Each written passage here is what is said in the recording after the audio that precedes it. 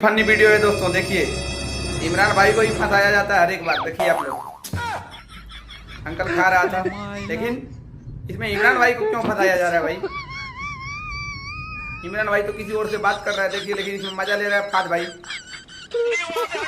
और वीडियो के एंड तक देखिए, बहुत मजा आएगा। तो अच्छा लगे तो ये चैनल को आप लोग सब्सक्राइब भी कर लीजिए। एक बार मार दिया तो चलो, इमरान भाई छोड़ दिया, अंकल है, मार दिया हमको, छोड़ दिया, फिर खा रहा है। बड़े खतरनाक लोग हैं। फिर देखिए उधर से क्या करता है।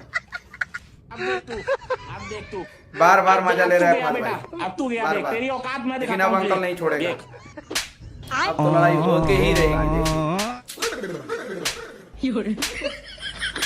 ऐसा नहीं करना चाहिए था फाज भाई को, मालूम है, चोर के साथ तो लड़ाई करवा दी। देखिए आप लोग को वीडियो अच्छा लगे तो ये कमेंट में बताइएगा।